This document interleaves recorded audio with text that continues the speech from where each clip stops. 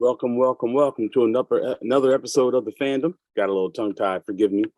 But we're about to enter in Jonathan Glick and Jason Chambers, two big-time fans of the Eagles, and we're about to get into some Eagles talk. We're going to talk about the Eagles, and we're going to talk about the Eagles versus the Cowboys. So this is a big game. Disclaimer right off the top, I hate the Cowboys. So with that being said, we need to win this game. So let me let the brothers in.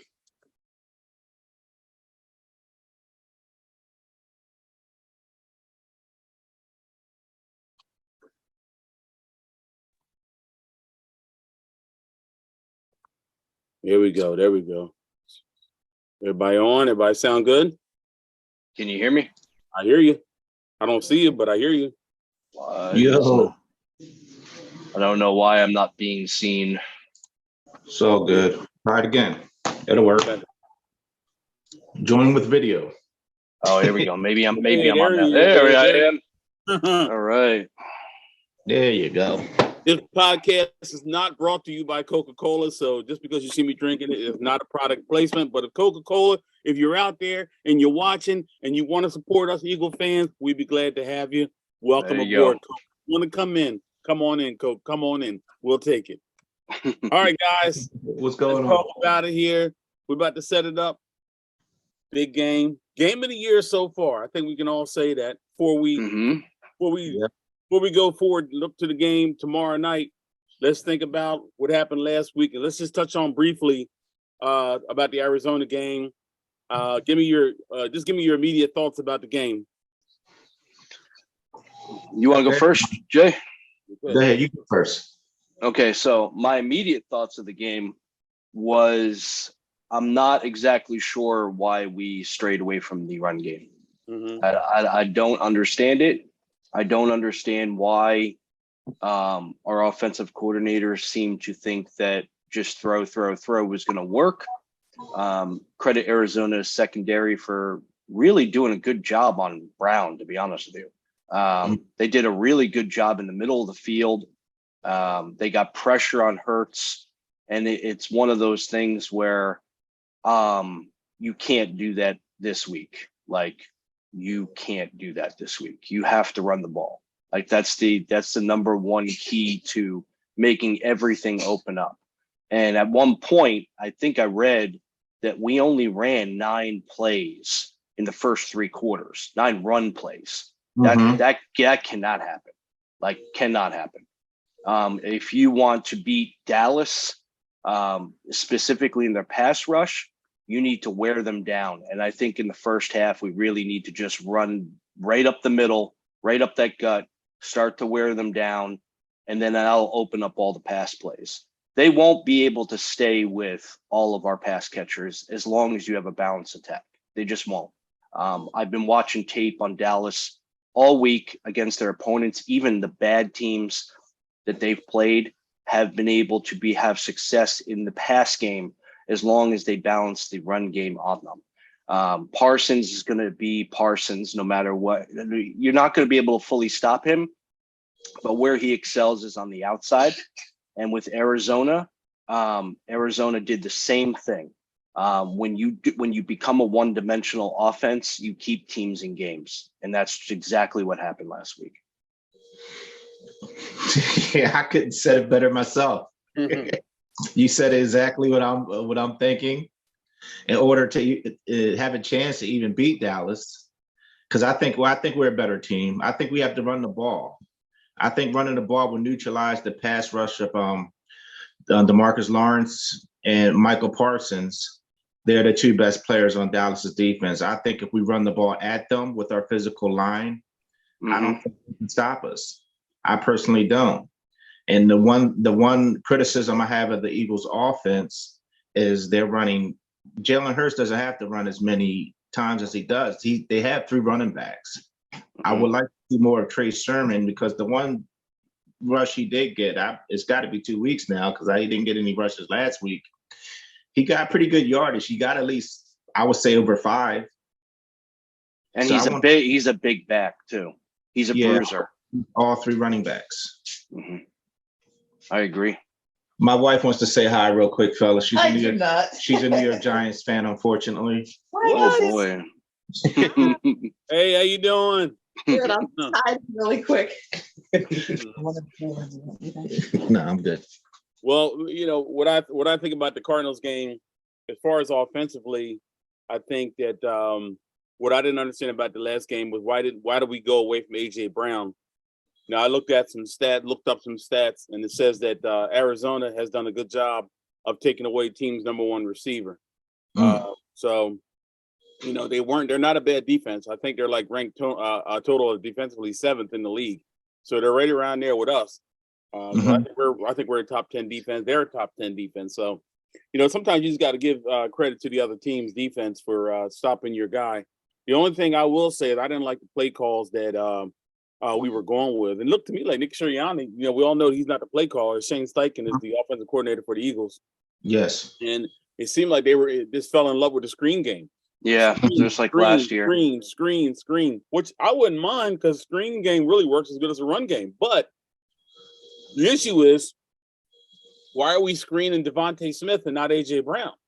Right. That's what I didn't understand. You know, Devontae, you know, a slight build that he is, he's not built to. And hey, give him credit because he was taking them hits. Yeah, that's why Goddard's so good at the screen game, because he's a big body and he literally can truck people. So you got to give it to the bigger bodies. I agree. Yeah, absolutely. Yeah. Dallas Goddard did a great job of that. Devontae Smith, just finished what I was saying. He was taking on hits in their safety, Buda Baker. I mean, big time hits. He just kept moving. So, but I don't think we don't want to let him make a living doing that. I don't think that's not smart. You bring in AJ Brown, you know, to catch those, you know, screens and slants. You know, those slants. It seems like we haven't run a consistent slant route since like the first game. So I'm not sure what's going on. So, you know, there's some thought maybe that they were dialing some stuff back because they have Dallas tomorrow. I don't know. I hope that's not the case, but you know, I don't think they definitely didn't open up the playbook against the Cardinals. If you ask me, looking at it from the Cardinals were blitzing a lot, and in order to beat that blitz, I would run. You know, they could have ran draw plays. They could have ran more running plays with the backs they have. So I definitely want to see that slant route. Sanders is almost getting 6 yards a touch. I don't understand how you not give the man the ball, even up the middle.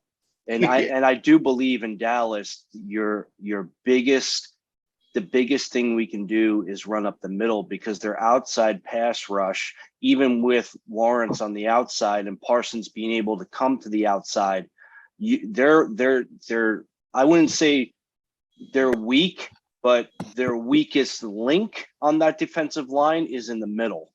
And I feel like if we can control the middle of that line, we will have great success with the draw plays, with maybe some of the zone blocks. I don't see us having a lot of success running outside too much unless you have a variety. But I'll tell you this right now, the screen game on the outside will not work against Dallas. They are very good at picking up on screens. They've blown complete screen coverages all year against some good players like Cooper Kupp and, you know, other guys, speedy guys. But if you're going to do the screen game, you're going to have to play with a physical guy like Brown, who can pick up and shed off tackles. Devontae Smith he's good if he gets out in the open, you know, field, but I've seen him break tackles, but I don't want to make a living of him doing that. No. He'll break a tackle and be able to keep we going. were doing that with Rager, and he couldn't get separation, period. So I agree, if you're going to do the screen, but you cannot use the screen as your primary source of offense, especially if you're not running the ball effectively. So okay. So let's not pass by the Cardinals game. Also, what I mentioned, Dicker the kicker came in and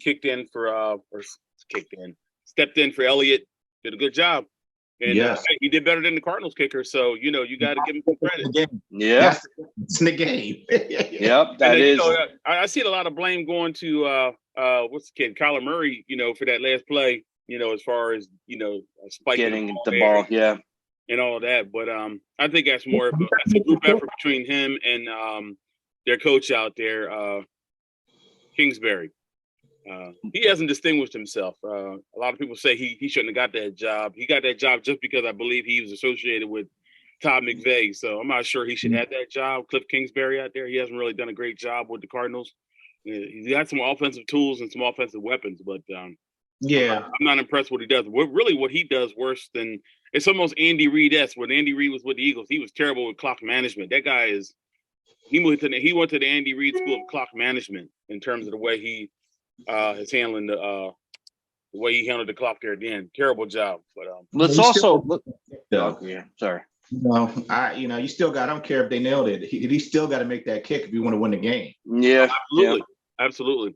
And really, special teams as a whole needs to be better. We're like ranked dead last in special teams, guys.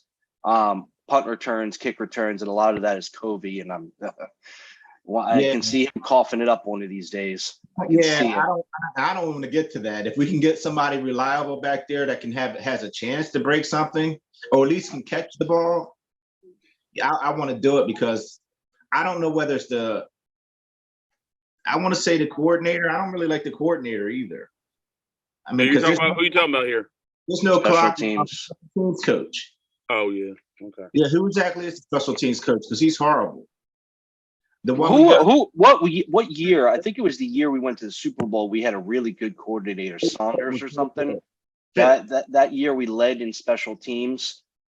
Since then we've been really bad. I know they lost that coordinator that year, but this year is really bad. Last year was even worse. I don't know what it is, but we're starting on an average at the 20-yard line on kickoffs and kick returns. Every kicker that we face for whatever reason seems to pin us inside the 20. They're having career days on kicking. And you can't sustain. That's why we have 481 yards of offense every game, guys. I mean, fortunately, we're able to overcome it, but it would sure be nice if we can get it at the 30-yard line once in a while. You know, I mean, it's just, we have the offense built to sustain it, but it'd be a lot better if we were at least middle of the pack with special teams, but we're like 26th. We're like down there. It's bad. And the fake punt, that really pissed me off. How do you not cover that? Yeah. I mean, there's a lot of breakdowns on special teams that really have to be addressed. I hope this, he has to have a good game. Mm-hmm. Well, to you guys' point, I don't know if you've read, but Deshaun Jackson is interested in a reunion with the Eagles. Now, I think we're pretty good at receiver, but Jonathan just talked about how we're not getting nothing from the punt return team, from the kick return. I would take him as a punt returner. If Deshaun is willing to come in here and be a return specialist, you'd be crazy not to let him do it.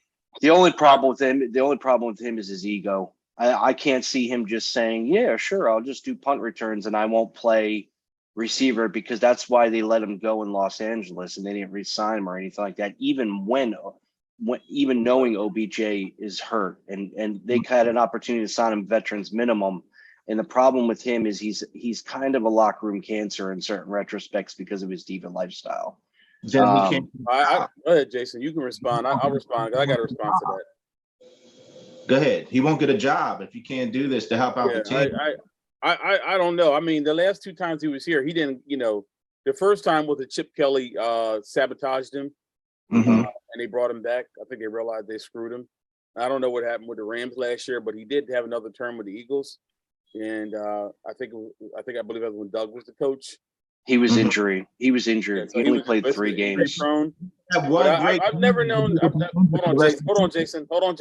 I've never known Deshaun to be to tear a locker room up. I've never heard people come out and speak bad against him. So I think to say that he's a locker room can, I think that's a little unfair to Deshaun.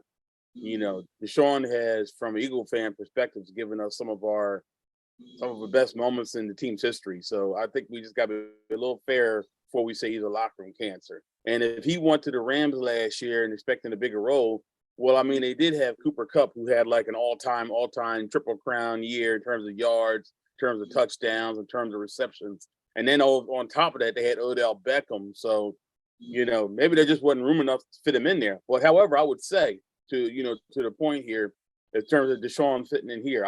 He could definitely play a Brian Mitchell type role that played here for us. And then, hey, if there's a package of plays that OC feels like he can use them in, yeah, why not do it? But if, like I said off the top, if he can come in here and he's willing to be a special teams, specialist in terms of returns and get you in on some packages, I would have no problem with that. I don't think that he could come in here and mess the chemistry up, because I feel like the Eagles have good locker room and team leaders. You got Jason Kelsey, Lane Johnson, Brandon Graham, Fletcher Cox, Jalen Hurts. I mean, these guys are tough leaders, man. They're not going to let one guy come in here and wreck them. And I don't think Deshaun's that kind of guy anyway. Go ahead. John. I just don't see him willing to just come in and be a special teams returner. I just not with him. And I don't want to say a diva like he's a locker room cancer. I'm saying when you're a diva, you want touches. You want to be able to have the ball in your hands. And with him, he's just not at a point, even though he's older and clearly not a number one option, 2 option, not even a 3 option in certain retrospects, but he still has the mentality that his speed can overcome a lot. And he does make some big plays when he was playing with the Rams. And even before that, he had a stint with the Raiders for a little bit. He did make some big plays, but his problem has consistently been over the last couple of years. He does not want to be a back burner. He wants to be a focal point. And I just don't see him saying, yeah, sure, pay me to come onto the team to just return punts. I don't see that happen. Well, it was going to be a situation where he's willing to take a lesser role, because Deshaun Jackson of the past, he's just not that guy anymore. He hasn't been able to stay healthy. And, I'm unsure about if he can handle even a third option. But I mean, we have a third option, and we hit, it's just not room for him to be a starting receiver. But I mean, as a punt returner and a kick returner, I'll do it in a heartbeat if he's willing to accept that role. And if he's not, he can't get a job. Well, just to wrap up this discussion on Deshaun, he is 35 years old. So if he thinks that he's still that guy, then, that would be pretty sad. Mm-hmm. All right, we're going to take a break right quick, and then when we come back, we're going to move into the Dallas Eagles game preview. All right, now we turn our attention to Eagles-Dallas, the game of the year, ESPN's favorite team, the Dallas Cowboys. America's team. America's team, apparently, because apparently that's the only team that was on TV. That's why everybody who doesn't live in Dallas is a Dallas fan. So because they were the only team on television. So that's what we hear. Anyway, guys, what are your keys to victory? Give us a preview here and what you expect. Jason, you go first. I believe AJ Brown's going to have a big game. Okay. I just have a feeling in my gut that he's going to be crucial. And I believe Dallas Goddard's also going to have a big game. In order for them to win. That's the key. You got to get him the ball, man. That's your stud. That's the one. That's the money player that you paid big money to bring in here. He's got to make plays, and he can if Jalen Hurts gets him the ball. So that's one of my keys. What do you see in AJ, and why specifically AJ? Because right now he seems to have a great chemistry with Hurts, and he had a subpar game. He only had 3 catches last year. So I believe they're going to make not say a concerted effort. I believe everybody will be involved in the offense, but I think they're going to pay special attention to getting him the ball in spots where he can take advantage of the Dallas Cowboys, whether it's them slant routes, whether it's them, short passes. I think he's going to get the ball a lot this week. Okay. All right. Jonathan?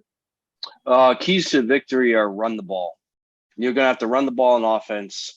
Open up the pass game so AJ gets the opportunity to get the ball.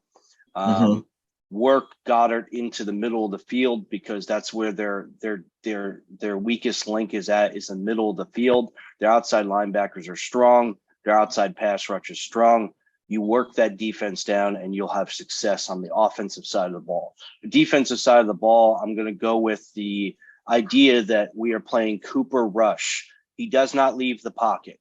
Collapse the pocket and you'll have great success. Everybody has been able to do that. The one person on that offense that I actually am worried about is Tony Pollard. He has killed us in the past. This is why we have not beat them since 2020. I have looked back on the tape on all of the last year and a half, and Tony Pollard has been able to break off large chunks of gains on us, not Zeke, Tony Pollard. And he's really good in the screen pass catch. He's very good at coming out from that backside. So I think the key to success is stop Tony Pollard and collapse the pocket. Don't allow anything on the outside. They won't be able to get through the middle. I know they won't, even if Zeke tries to hammer it. It's the outside that we have to shut down. Okay. And just speaking on what Jonathan just said, just look at some stats here from Miles Sanders, according to StatMuse here. So career-wise versus the Dallas Cowboys in 4 games played, Miles has rushed the ball 43 times. He has looks like that can't be right, but it says 10.8 yards a game average in terms of his average rush. This is career versus Dallas. Yards per game, 46. So that's, in 4 games. Let's see how many games he played. 4 games against Dallas, and in 4 games, it says he's only rushed 46 yards per game. That's not good enough. 46 yards a game, that's not good enough, because that if there was a way to look at that and see where his run gains are going, I guarantee you the outside runs have not been working for him against Dallas, because they're so good at the outside. That's why you have to go up the middle. Yeah, 100%. And that's been Miles Sanders' issue, really. That's been Miles Sanders' issue since he's been here for me, as just watching him play, is that he constantly looks to bounce everything outside. This year, I'll give him a lot of credit, because this year and they're even making it, even commenting on that. I noticed with the commentators saying that, instead of him bouncing everything, he's starting to, cut it up inside. But however, the thing that I'm noticing with him, even last week against the Cardinals, is he's missing cutback lanes. So while he might be, punching it up inside and getting some good gains here and there, they could be even better if he would, recognize and understand where his cutback lanes are. So that's something that Miles Sanders got to work on. In other words, his vision isn't great. Go ahead, Jason. Yeah. Well, he was better when Deuce Staley was here. Okay. I mean, I think coaching might have a lot to do with that. The running game was stellar under Deuce Staley. I'm sure he was an advocate of making sure, all the running backs get their touches. And I think it's been a little bit of drop off. But I think Miles Sanders could still have success, because Jason Kelsey and them guys are good pulling. If this follows them, they can have success against anybody, in my opinion, because Jason Kelsey's great. I agree with that. I do believe when he runs that to the outside on Jordan Mailata's side, because Mailata is really good at the pass defense, but he's not so good at the run blocking. So a lot of that has to do with Sanders looking for the cutback and stuff like that. But I just, every time he goes to the left, I watch it. He either loses 2 yards or he'll gain only 2 yards. It's up the middle and to the right, because Lane Johnson's a very good run block and pass blocker. And I also believe, who's our right guard? Is it Dickerson? Or Landon Dickerson or Driscoll, one of the two of those. Landon Dickerson. When he runs to the right, he picks up substantial yardage, specifically in between like Kelsey and the right guard. That's where he's very effective at. But every time he goes to the left, unless it's a clear break of coverage on a defense, I watch him. He literally loses yards because he's hesitant. He's very hesitant to the left. I don't know why, but I think back to your point, I think coaching plays into that, has to play into that. And just, come back what you guys are saying. I think also tomorrow, I think what we need to see, and to what Jonathan's saying, I don't know if he said it specifically, but I think the thing that we need to run is them inside zone runs, because I think that's where our edge is going to be twofold. It's going to stay away from Lawrence, and it's going to stay away from Parsons. And that's really what works. We're going to get Isaac Samalo back tomorrow. Landon Dickerson's playing, Jason Kelsey. So between those 3 guys, that's where our inside zone running really comes into play. So I feel like that's something that we really need to run. Spread them out, run that inside zone out of the spread, and to me that should be we should be able to just take advantage of that all game. Right, and if the game plan shouldn't change it when Jack Driscoll is in there. It shouldn't change because No. he's good also. The one thing about this, I mean, the offensive line coach is the best in the business. He's really good. Yeah. That's one thing I can, I thank Chip Kelly for is giving a Stoutland because he's really, really good, man. Whatever he wants, make sure he stays here because he's really good. 100%. 100%. Him in here because he knows what he's doing. So, when we talk about Eagles Dallas, so, in order for Eagles to win tomorrow, in my opinion, it comes down to one guy, and that's Jalen Hurts. Jalen Hurts, I mean, yeah, we could have a good run game, and that's good, but, at the end of the day, Jalen Hurts he got to bring an A game. Basically, just do what he's been doing. So, if you look at Dallas's success, they're winning because of Cooper Rush game managing and not turning the ball over.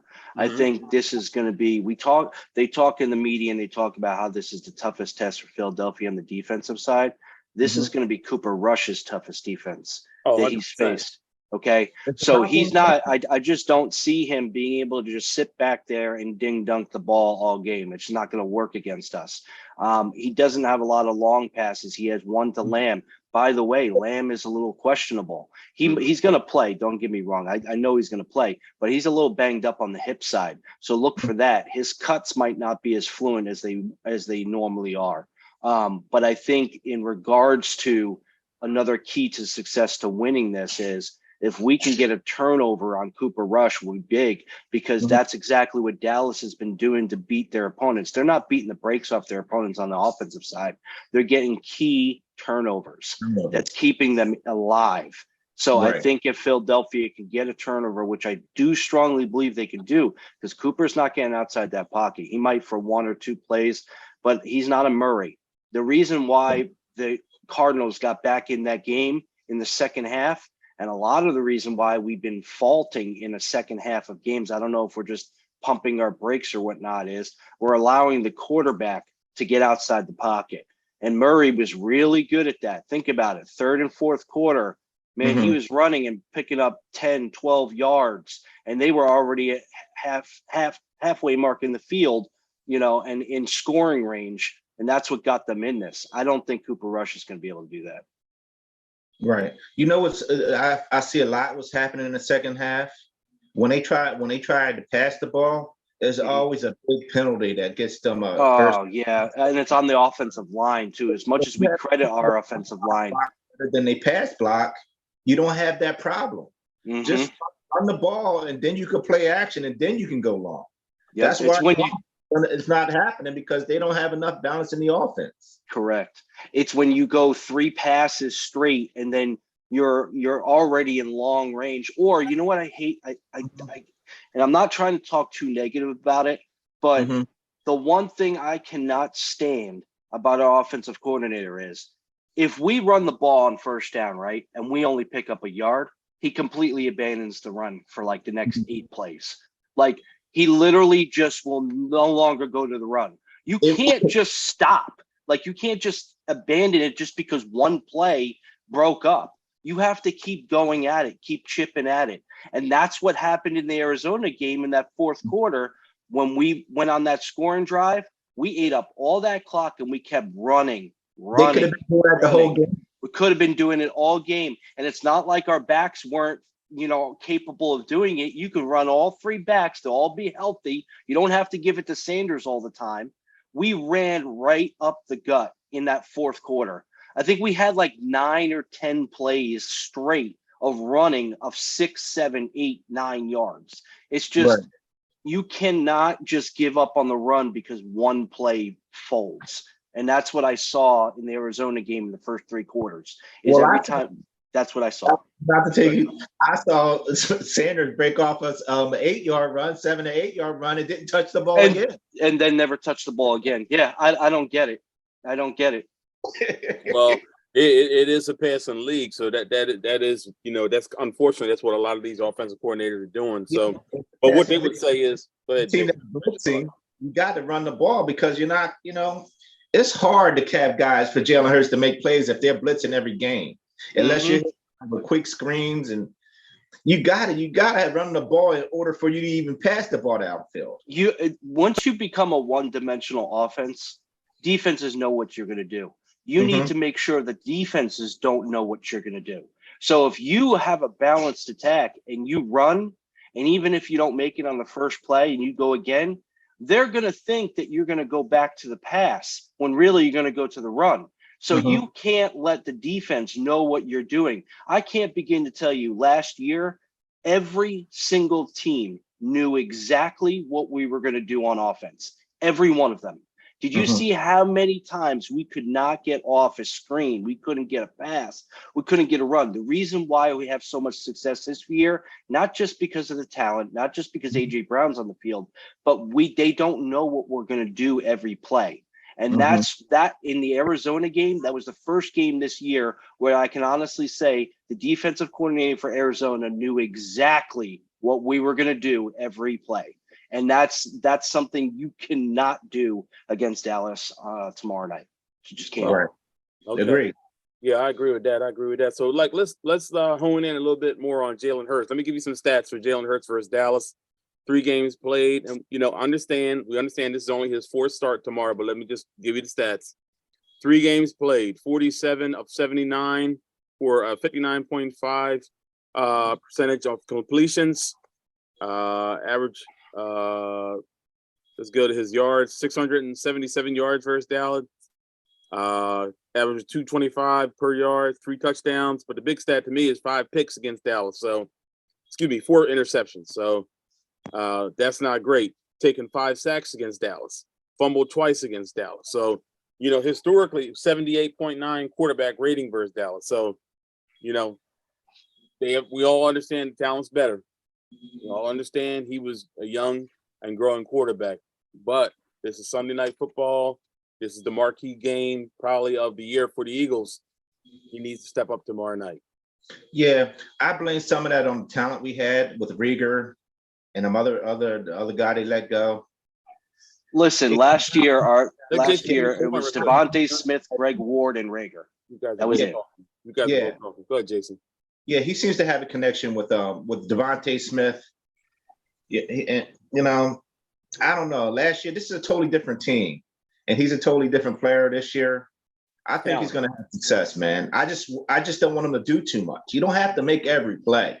Okay. Let the running backs eat, man. Let them eat. Give all 3 running backs opportunities to carry the ball, and that could take away maybe 5. I still want him to carry a ball because that helps the running backs, get yardage too, because they think he's going to keep the ball. But I want him to give everybody an opportunity, especially his playmakers, to make plays. He doesn't have to make as many plays as he does. He's got talent this year. Get the ball in your playmakers' hands. Jonathan. Hurts will be money on 3rd and short. I think the time that I don't mind watching him run is on 3rd and short yardage or anywhere in the red zone. He's money. His touchdowns are coming. He's just an absolute beast in the red zone. 3rd and short, the things that are bothering me is the short passes to the outside that are just not, you're catching it 3 yards back when you're 3rd and short. Run straight, never throw back. And that's the biggest thing I have an issue with.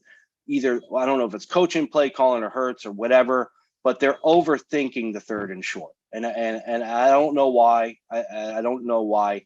If you look back at those 4 interceptions that he has versus Dallas, 2 of them were tipped because the receiver tipped the ball. Okay. So it's not all on him. But back to the point is last year when we got blown out twice by them is because we were throwing the ball all game. And if you do that and you don't have the receivers or the talent, you're gonna get turnovers. So I'm not blaming Jalen Hurts fully on that. I think that had a lot to do with game design and stuff. We just didn't have the talent. I don't think it's going to happen again this year. But I also will say don't underestimate Diggs because he flies around that ball and he'll either catch it or he'll give up a big play. I'm just hoping he gives up more big plays than catches it. So. And also, we can't also diminish what Jalen is doing in terms of his rush yard. Now, when I look up this site for Jalen Hurts stats, for some reason they don't have his 266 yards rushing and his touchdown, total. So, which I find to be, it's weird how they don't want to count his rushing stats. I mean, that counts too, though. So because we're in a passer league and all they care about is passing stats. Yes. Honestly, I mean, look at Cooper Rush. He's getting praised for having the highest QBR, in the division, but people fail to realize he has 4 total touchdowns. Hurts has 14. It's almost like 10 touchdowns don't mean anything to stat guys, I should say. You're right. Right. You're 100% right. that is bizarre, because if you look at it, they'll only have his 4 passing touchdowns, and what Jonathan just, they don't even count his other touchdowns. But like you guys said, when it gets to be 3rd and 1, 4th and 1, that's automatic. Especially now with them lining up Dallas Goedert in the backfield. So, even if it's like a 4th and inches, 3rd and inches, it's automatic because you got Goedert literally pushing him forward. You can, and then our offensive line is so big. You could just barrel over everybody. His legs, he benches 600 pounds with his legs. You're not stopping him on the quarterback sneak. It's just, that's automatic. 100%. So, yeah, definitely looking forward to, I think Jalen's going to have a big game tomorrow. I think Jalen has answered every question that people have had about him this year. And I'll be honest with you, when I first knew Jalen was going to have, I know some people might think it's crazy or I'm hyping the situation up, but I'm really not. The first preseason game, I think it was he either threw or ran a touchdown. I might have got him reversed, but I just know that it was a touchdown play. It was a penalty. It was called back. And just like clockwork, he scored on the very next play. But before that, the whole drive, you could just tell Jalen does not look the same as a passer this year. He has improved his mechanics. His accuracy is 100 times better. He's putting balls in tighter windows. I mean, he's really had just upped his game and to another level. I don't know the coach specifically that he worked with, but I do know that it's the coach that has worked with Tom Brady. Look at his passing on his feet and the fundamentals that he's using. You could just see he's comfortable back there. And the ball is spinning beautifully. I don't know if you guys watch these. He doesn't throw a lot of lob balls, man. Those things are perfect spirals. They're right where they need to be at. I mean, 1 or 2 might not be, but I mean, he's definitely improved dramatically over every year. He's been improving, but this definitely is. And you got to credit the talent too. I mean, you get a guy like AJ Brown's your best friend and you guys play, and I'm sure they're practicing even on non-practice days together. You build that chemistry. Chemistry is so important when it comes to your passing. Like it's absolutely, because he knows where AJ Brown's going to be at before AJ Brown is there. And when you have that ability to do that, that's what most successful quarterbacks will thrive when they have that connection. It's the quarterbacks that don't have a connection with their receivers that don't make it. They don't make it in the NFL. Right. So you could see Kyler Murray didn't really have a connection with Zach Ertz, and he really should. He missed some wide open throws. that one to Ertz would have been a touchdown. Did you guys see that? That one out on the left side, there was no safety in the back, and Ertz would have burned us. He threw that like 6 yards over Ertz's head. I thought that was gonna, man. As soon as he let that go, I'm like, oh well, Ertz is gonna get his payback right now. Yeah, he's better than Kyler Murray, man. Yeah, he is, in my opinion. And the reactions after he misses it, one time, this one time where Kyler Murray said, "I'm bad." The rest is, blaming Ertz. He's, yelling at him, and he showed, you're never supposed to show your receivers up, and he's doing that all the time. Yeah. Yeah, well, another matchup that I'm looking forward to, guys, tomorrow is Lane Johnson versus Demarcus Florence. Lane Johnson hasn't even given up a quarterback pressure since 2019. Think about what I just said. Lane Johnson has not given up a quarterback pressure since 2019. Just in case somebody didn't know. In case you didn't know, everybody out there listening or watching to this, it's 2022. The man has not given up a pressure. I'm going to be realistic about this, and I'm going to say he's going to give up one tomorrow because Lawrence is a different beast, man. There's not a lot of Lawrences out there on that outside. So I'm going to roll with the idea that he's going to get a pressure tomorrow. But I also don't believe that they're just going to allow single coverage on Lawrence either, or Parsons coming up the middle. I think that they're going to push everything to the right. They're going to put an extra blocker in there. You're going to see Goddard block tomorrow more. I guarantee it. You know what I would do? I forget what I think it's when Chip Kelly was a coach and we were playing the Texans, and they had what's his name? What's the guy that we just played against in Arizona? And they had him what's his name? Cliff Kingsbury. No, the defensive guy that blocks all the passes. He plays in Arizona now, but he was playing for the Texans at the time. Oh, I have no idea. Defensive end. For who? Oh, you talking J.J. Watt.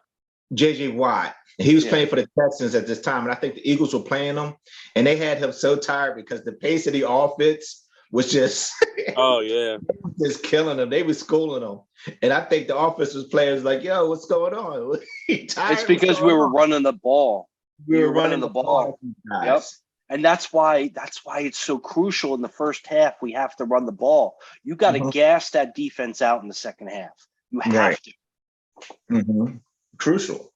Then you can do whatever you want. You own them at that point. Yeah, exactly. You own them at that point. Then you can go long. Now, is Avonte Maddox back? Yes, everybody's healthy tomorrow. There's only 2 players out on defense. The defense, and they are third and fourth stringers. On there, man. He's so good. I didn't realize how good he was. But Epps is playing well too. But Avonte Maddox is playing. But not only that, Maddox coming back puts CJ back at safety, which is perfect. Right. So let me just, I just want to correct what I said. I said that Lane Johnson has not allowed a pressure. In fact, he has not allowed a quarterback hit. Okay. It's a quarterback hit of week 7 of 2021. So he hasn't allowed a hit. So okay. And also, it helps out that his quarterback isn't a statue back there either. Mm-hmm. So you guys already started talking about it. Let's talk about the Eagles defense. Go ahead, finish your guys' thoughts on the defense. They got to get pressure on the quarterback. You know, I would like to see Jordan Davis collapse the pocket. I love this guy, man. He's one of my favorite players right now. I love him. He's been great the last 2 weeks. Absolutely great, and in a limited role too. Well, guess what? Tomorrow is the Jordan Davis game because all this team does is run the ball. Yeah. Yeah. You know? They need. I mean, Jordan Davis. Tomorrow is your time. Now, the thing about Jordan Davis with the Eagles so far this year is he's only playing in those 5-man fronts. But I think tomorrow we're going to need to see him in some of those 4-man fronts because a lot of times because I don't really think that the team. How you doing, little baby? I don't think that Cooper Rush can take advantage of Jordan Davis being in the game. Kyler Murray, I can see it. Even Carson Wentz, I kind of see it, but I cannot see Cooper Rush taking advantage of Jordan Davis being in the game. Yeah. You know what I want to see? I want to see some more block passes, especially with somebody like Jordan Davis. As big as he is, get your hands up, even if you can't get the sacks. Mm-hmm. That's difficult to throw over, man. Somebody that has the hands up. And then if they even get close to the quarterback and hit him, he's turning that ball over. He's picking balls off when there's pressure on the quarterback. These guys are going to pick it off. They just will. Every time there's been a pressure, these guys are near the ball. Whether it's Bradbury, whether it's Maddox, these guys are going to pick the ball off if you get pressure on the quarterback. Mm-hmm. You know who had a bad game last week, though? We got to point him out, T.J. Edwards. He was horrible last week. Kyler Murray was flat out targeting him. You could just see it. You talk about why Kyler Murray was why did he have a big second half? Well, part of that was because they identified T.J. Edwards in coverage. He did a poor job last week. So we got to hope. It wasn't. I don't think Cooper Rush is capable of exposing him like that. So to me, it comes down to Cooper Rush. I just don't see Cooper Rush being able to take advantage of this team. I can't see it. There's only 3, maybe 4 quarterbacks that can really rush like that. Mm-hmm. There's Kyler Murray, the quarterback of Baltimore, Lamar. The guy from the Giants is on the low is fast. Daniel Jones. He's not. The guy in Buffalo is fast. Josh Jones. I'm sorry, Josh Allen. I might as well Josh Allen's name. So there's only a few guys. Cooper Rush doesn't have that kind of athleticism. No, not at all. He's a statue back there. I mean, this is a Josh Sweat game. This is a Brandon Graham game. This is a Fletcher Cox game. Hassan Reddick game. Put the pressure on this. The one guy that consistently keeps coming up big though is Marcus Epps, man. Even in Arizona, Wow. I can't say more than enough that I can about Marcus Epps. This year has been phenomenal. And we were really worried about him starting at safety. Everybody was, including myself. And he's been great. Great. Yes. Yeah. I agree 100%. I've noticed that he sticks out. Yep. He makes making plays, whether it's block passes or just being there. Yep. And he comes in on those sneaks. And if they're throwing teams have you noticed teams have not been able to do a lot of successful screens on us either. Marcus Epps is blowing that wide open. Like he is coming downhill and just crushing dudes on screen passes. I've seen it 3 times so far this season where he just blew up the entire coverage. So whatever. Okay, yeah. Okay, he had 5 tackles, 1 tackle for loss versus Arizona. He has had a pretty decent year coming in there filling in for Rodney McLeod. The last safety from that Super Bowl team. So yeah, Marcus Epps hasn't done bad. It's not great. I like Rodney. He's not great. Yeah, I think. And we were missing a lot of key guys last week.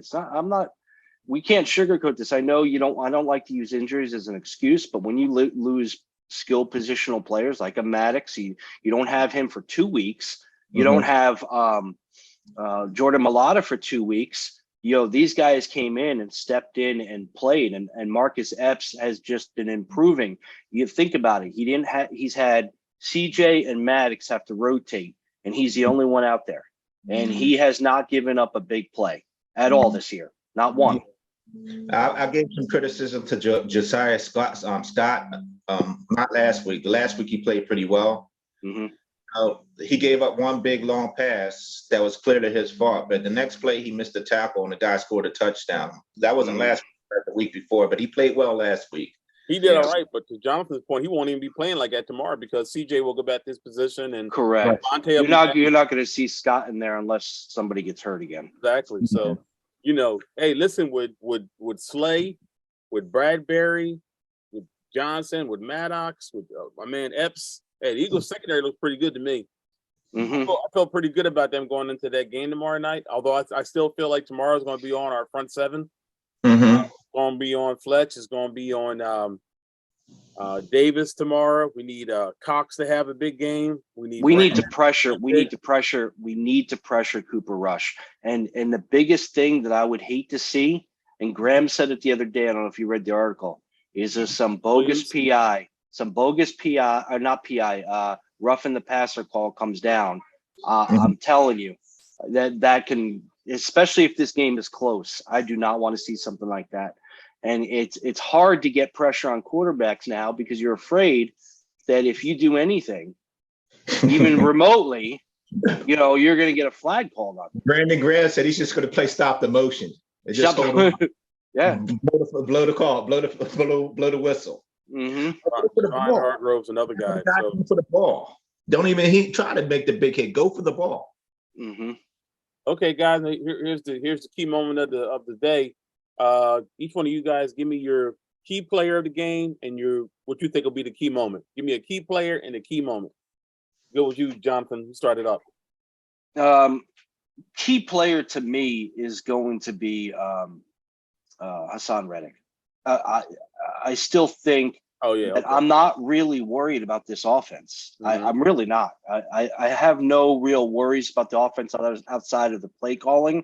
I think if play calling is balanced, we will execute.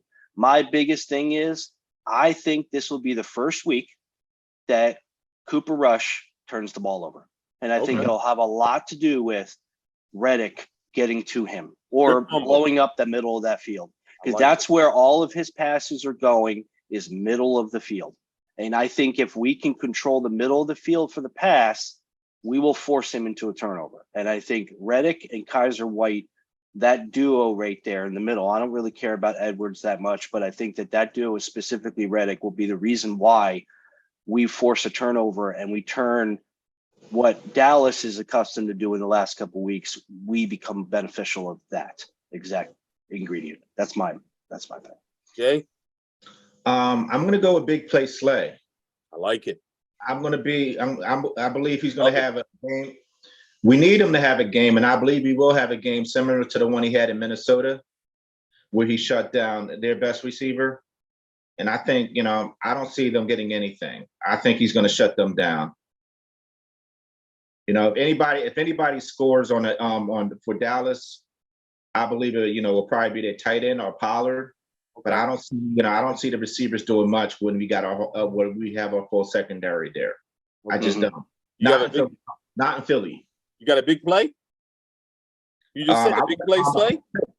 I'm going with a pick six. Oh, I like it. I like it. Big play, Slay with a big pick six? I need it.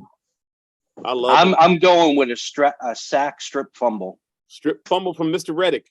Yep, from Mr. Reddick is going to get a sack strip fumble. Okay. And it doesn't have to go for, a score, but it's going to be on their side of the field. I think that's where it's going to be at.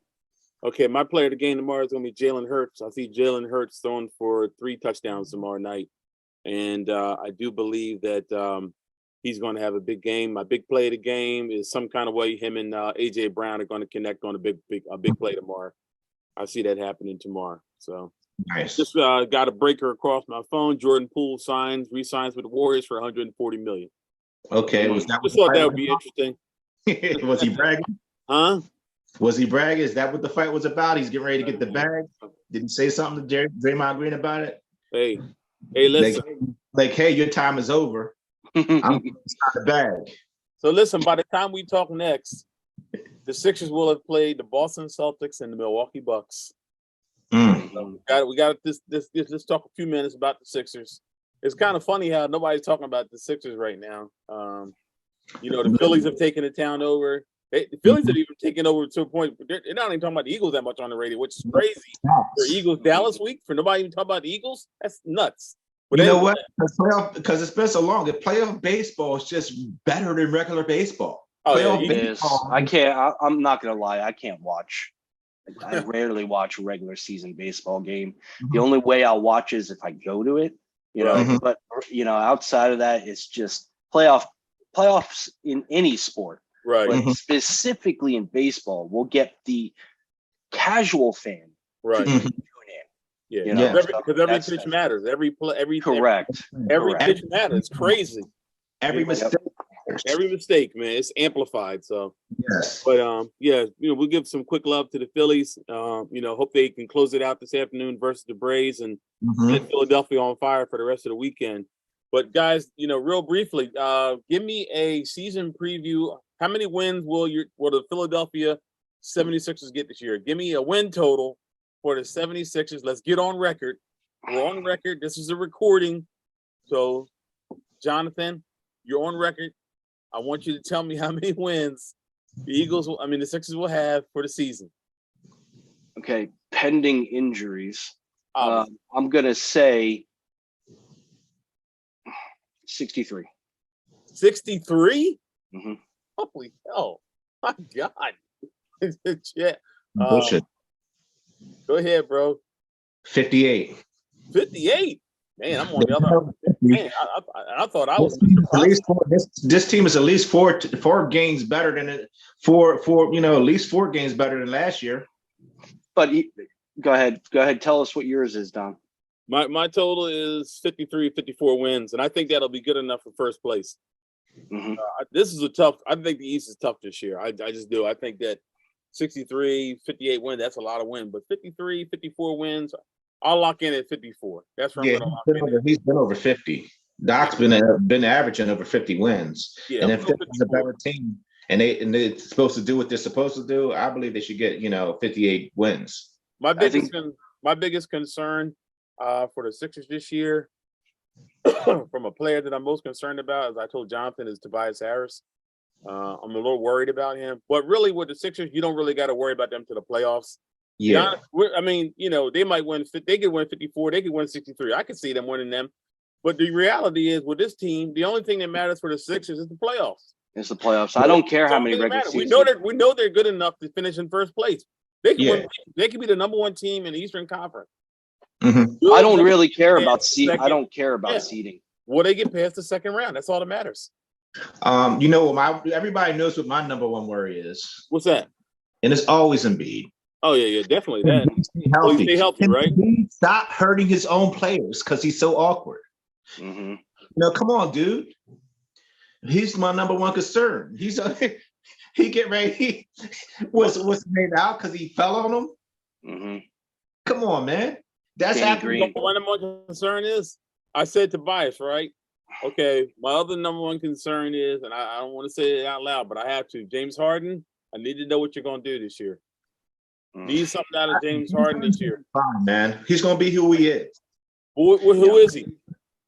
21, over 9 assists. That's who he is. He's not a 30-point per scorer no more.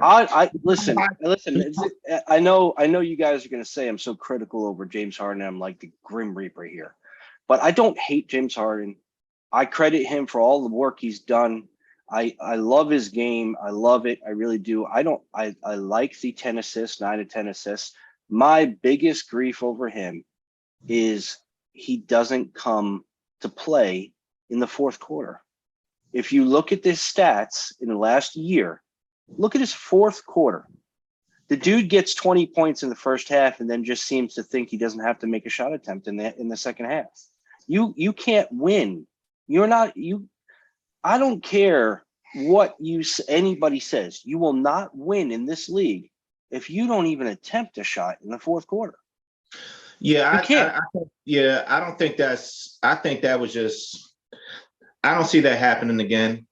If he doesn't do it again, if he doesn't do it again, and he's consistent throughout all 4 quarters, I don't need you to get 30 points. Hell, I don't even care if you only get 5 points in the first half. But you have to be clutch in the fourth. When we need a bucket, you can't just rely on the 7-footer to do it all the time. You have to take attempt. You have to make a shot. That's what I want to see. And Philadelphia will even more embrace you if you do that in the money time, the time when we need you to make a shot. That's my only concern with Harden is I have seen it not only just in the 17 games in Philadelphia. I looked at what he did in Brooklyn. He was MIA in the second half there too.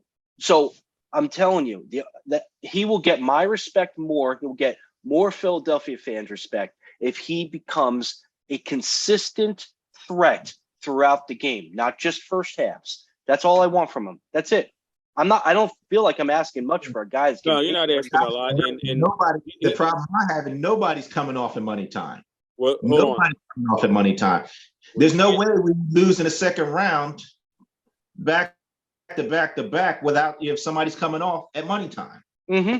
To back up what Jonathan just said, James Harden's last game, 5 of 13, 38%, 6 of 15, 40%, 4 of 11, 36%. So he's definitely got to do better than that. You can't win. You can't. I don't care what anybody says. Shooting percentages matter, and they matter even more in crucial times of the game. If you're literally going 4 for 11, 5 of 13, 6 of 15 consistently, what are you doing to help the team? I don't want to hear about assists because he turns the ball over too. So the assists are you get 10 assists, but you turn the ball over 3 to 5 times. You really are only getting 5 assists. Okay, so that's how I look at it. How do you think Harden's going to do as the third option? Because I believe Maxi's the second option. So how do you think he would do as the third option? Because in order for this team to be successful, I believe Maxi has to become the second option. Well, let me back up what Jason just said. Let me just back up what Jason just said.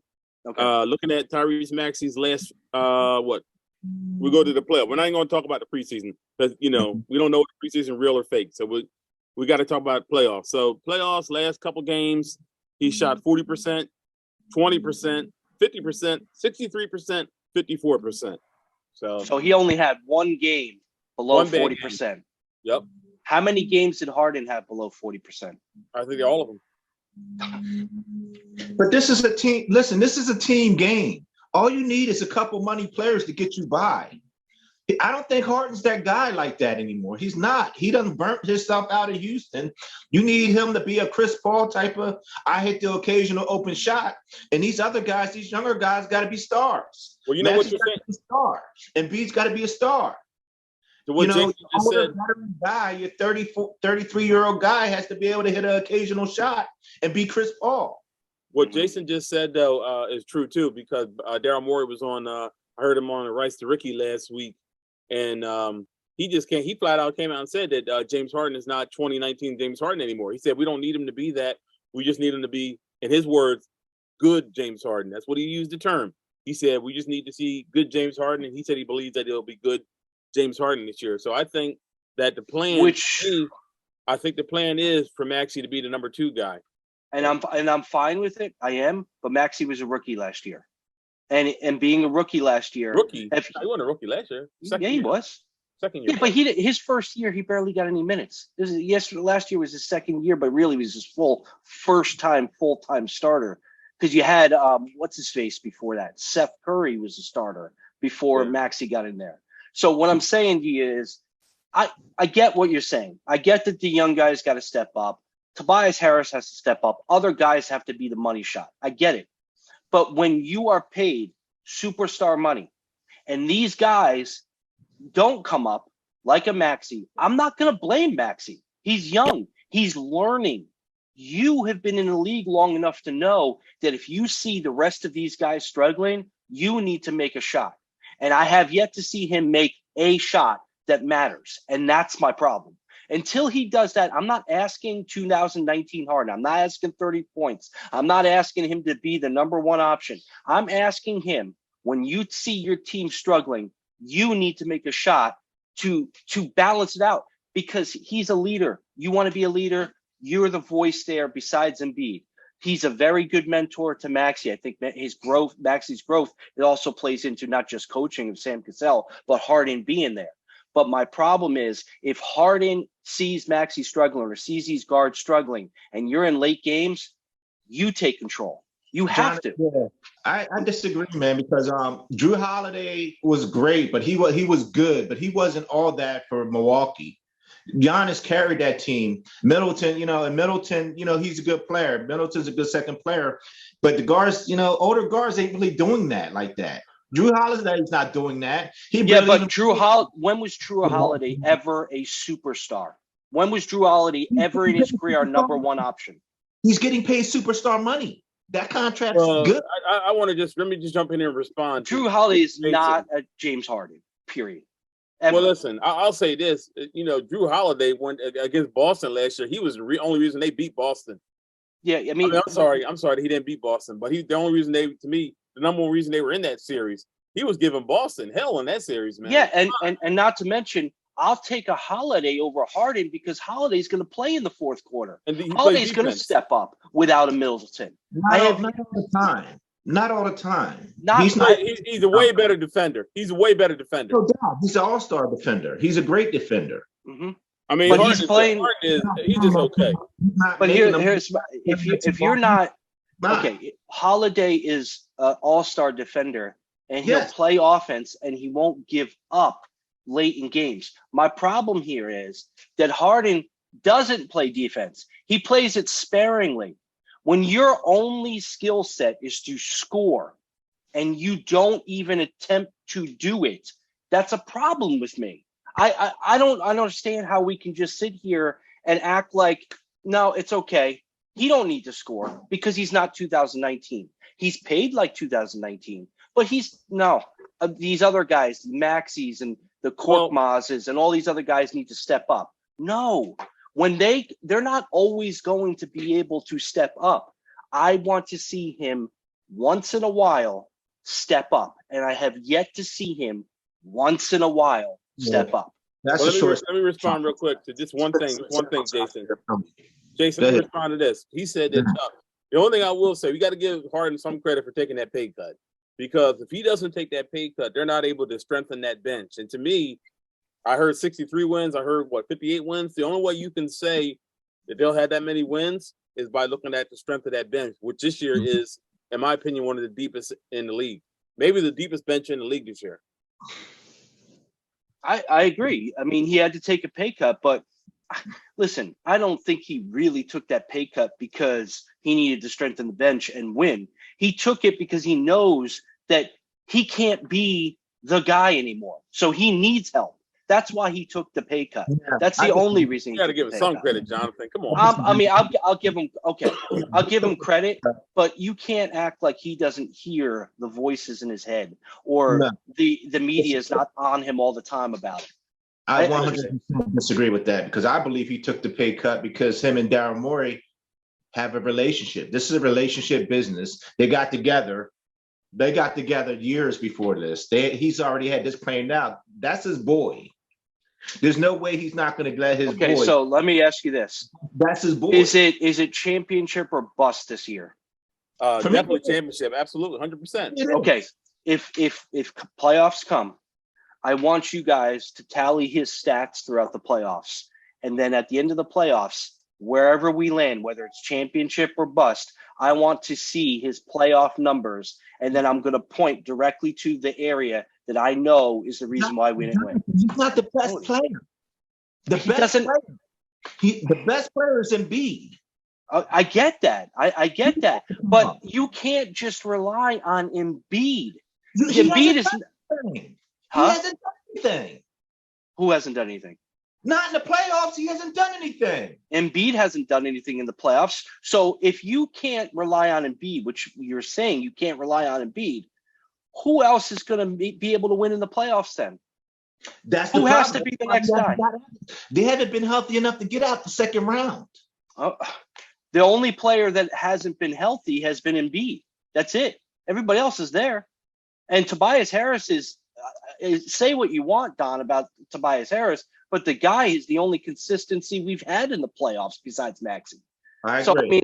So I mean, as much as he might be the weakest link in your eyes, he's the only one besides Maxey that's been consistent. So if Embiid is not being Embiid in the playoffs, which we all have seen that he's not, because they're double teaming him, they're wearing him down, he can't stay healthy. What do you do? Like, who's going to be the one that's going to get you over the hump then if you can't rely on Embiid? What is Harden there for if you can't rely on Embiid? That's my biggest question. I don't believe he ever was that guy. I don't ever was that guy that's going to be able to take. He's not Kobe Bryant. He's not going to be able to take over games like that. And this is why we point to Giannis. Because Giannis is that guy. He's just not. He's not young enough to do that, and he's not talented enough to do that at this point. Who? Embiid. He's not Kobe Bryant. He's not going to be able to. People expect Harden to be like, Houston Harden. He's not that. Clearly. Oh, no. I know. I'm saying Embiid. You're saying that Embiid hasn't showed up in the playoffs. If you're the best player, if you're the best player on a team, I need you to be the best player at money time. Okay, so when he's not the best player, who goes? Who needs to be? It's got to be somebody a lot younger than James Harden. Okay, so Maxey. Well, Maxey needs to be the player. Yes. Like, for example, last year. In my Let me opinion. jump in real quick. Just like, for example, last year when Jonathan says, so if the XYZ player, the star player, isn't doing it, then somebody else got to come in. Well, we look at Golden State. Last year, that player was Andrew Wiggins. Yeah. Mm-hmm. At least in the finals. And before that, you could probably say Jordan Poole. Jordan Poole, as evidenced by him just getting that $140 million contract, tells you him stepping up. Because Klay Thompson didn't do anything in the playoffs last year, really. He was okay. He played good defense and all that. But he wasn't like the Klay that we're all used to. That was really correct. Jordan Poole that stepped into that You're right. role. You're right. So I guess Maxey. Maxey's got to step into the role. My biggest grief about that is that you're just paying somebody to be there at that point. You're just paying them to be there. If you're expecting Maxey to be your number 2 option and Embiid fails you in the playoffs, but you're paying somebody else 3 times the salary and they're not taking any attempts or trying to win games, that's a concern. I don't understand how none of us see this, or you guys don't see that. But I see it, man. I'm with you. I'm on it. You talk. Yeah, I mean, I'm not saying that I'm scared of what Harden isn't anymore. I'm scared of it. But I'm not scared. I won't be scared. Just to jump in real quick. I won't be scared until the playoffs come. Regular season, he's gonna be fine. I actually agree with you. I don't have any. You don't have to worry about that. I don't have any issues with Harden in the regular season. I really don't. I'm with you guys on that. Playoff Harden scares you. Playoff Harden scares the hell out of me. But Yeah, Right. it's- And you know, everybody says I it. mean, the only thing that's a saving grace this year is we have that depth because he took the pay cut. So Right. some guys are going to be able to pick up the slack. But what's concerning to me is if Embiid gets hurt or if Embiid has an off game, which an off game to Embiid is like 19 and 12. So, I mean, to me, if you have an off game by your superstar, you need somebody else to pick it up. And I'm afraid that Maxi's he's not going to be always that guy to pick up the slack. So you need a Harden to make an attempt to make a shot in the fourth quarter or in the second half of games. If he attempts it, I'm fine with it. I'm completely fine with it. But if he's MIA, I'm not fine with that. If the attention's on Maxey, if the attention's on Bede, he's going to make the wide open shot. Correct. And he needs to make the wide open shot. He will. He needs to attempt to make the shot. He will. Okay. All right. He will. So, all right, guys, let's end here. Is this the year the Sixers get past the second round? Yes. Jonathan, do they get past the second round? Come on, you're on record. Health, yes. Oh, You have to be healthy. That's it. That's it. You have to be healthy. I think we have 3 yeses. I'm going to say yes too. I agree. It's health wise, but if Embiid misses any playoff games, it's a wrap. Sorry. I believe there's a vibe in the city right now where it's a winning culture right now, and I believe Sixers are definitely going to feed off of that. I believe we're in a good time right now as far as the environment and the climate. Well, you see it. You see it in the city. All the players from all the sports are going to each other's playoff games right now, and I believe the Sixers are going to carry that into the playoffs and beyond. Philly's lit right now. There you have it, everybody. Philly is lit. Philly is doing the thing. We got 3 wins for tomorrow night. We all think they're going to win tomorrow night. Oh, what's a game prediction for tomorrow night? I got Like Eagles 31, Dallas 17. I got 27-10. Philly. Jason? I don't believe that Dallas is getting above 17. 31? 31-17 too? Yeah. All right, there it is. Down All right, with it. guys. We'll talk about this next week. Thanks for chopping on. Fly, Eagles, fly. Fly, Eagles, fly. Let's go. Thank you. All right, peace.